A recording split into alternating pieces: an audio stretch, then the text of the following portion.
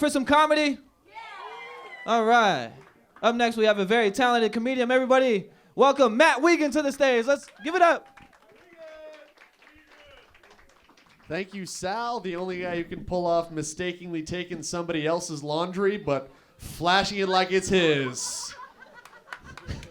He feels bad about stealing that 13-year-old girl's sweater, but damn it, can he rock it. And I was laughing, Sal, because you were like, this is the best open mic in the world. And that was the reaction of the audience. So this is something that's supposed to pump everybody up. It was gorgeous. Junior, by the way, from now on, I'm just going to start shouting things to you. Can you do the exact same thing you just did for Sal? Yeah, whatever that is. Is that Swahili? I don't know. It's because he's black because I said that.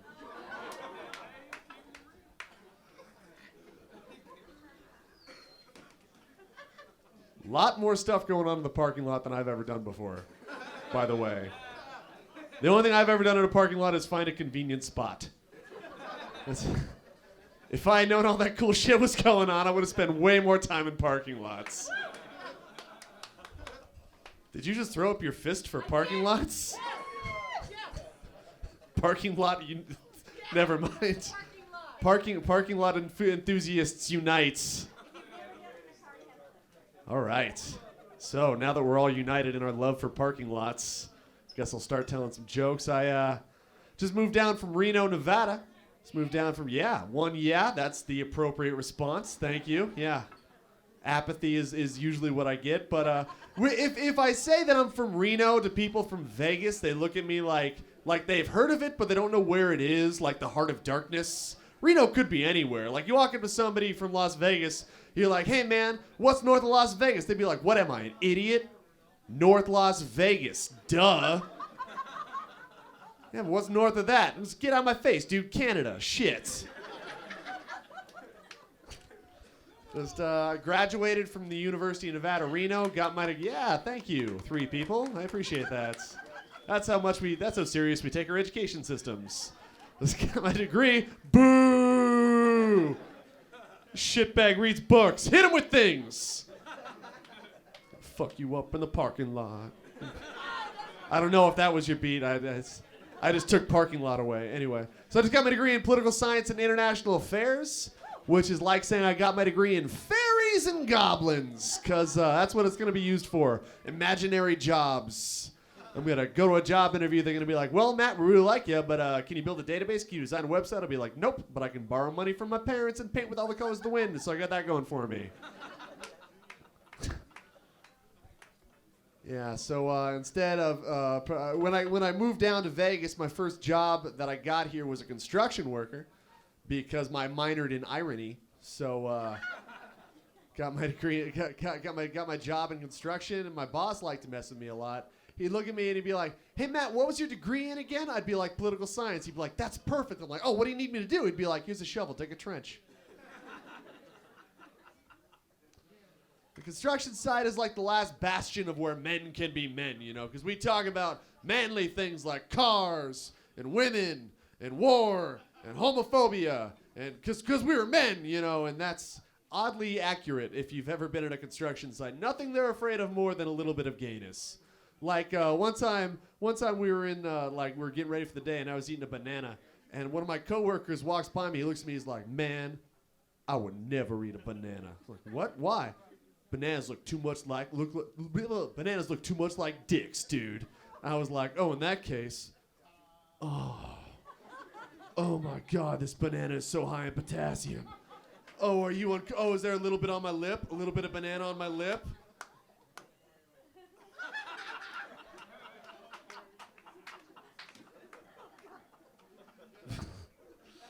But this one guy, one of my coworkers, he was always like. He would always preface his hatred of gays with he's not afraid of gays. Be like, "Man, I don't care who you have sex with, but the second you start hitting on me, that's when we got a problem." And the funny thing was, he looked like a lumberjack mixed with the Lollipop Guild. So bearded, ugly guy who's like 5'2", kind of obese, smokes 3 packs a day. I looked at him and I was like, man, if a gay dude ever hits on you, he lost a bet.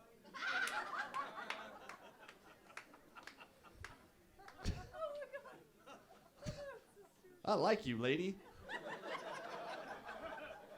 I'm gonna bring you around. I'm gonna bring you around all my shows. Good, good. Tell the back of the bar.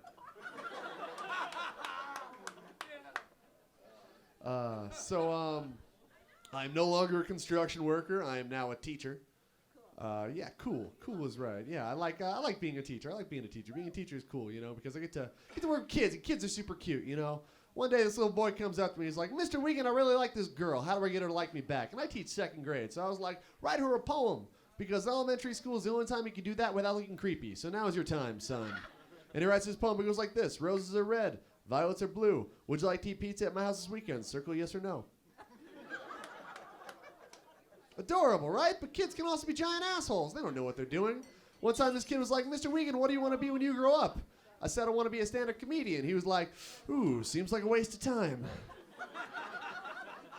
Why don't you go back to school, get your engineering degree? I was like, shut up, Mom. What do you want to be when you grow up? He was like, either a cowboy or a hippopotamus. I'm like, that's cool. Can't argue against that.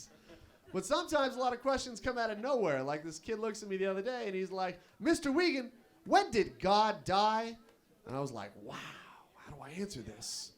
Well, it's different for everybody. God died for me when I was in college and I walked into my roommate sleeping with my college girlfriend. But it's different for everybody, son. It's different for everybody.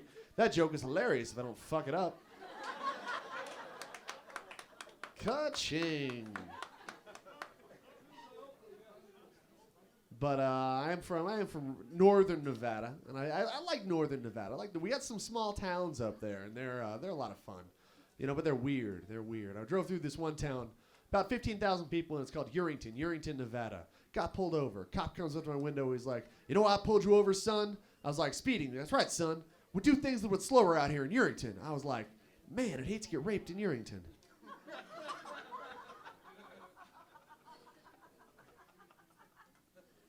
I like this table right here, because we can identify who found it funny and who's a good person.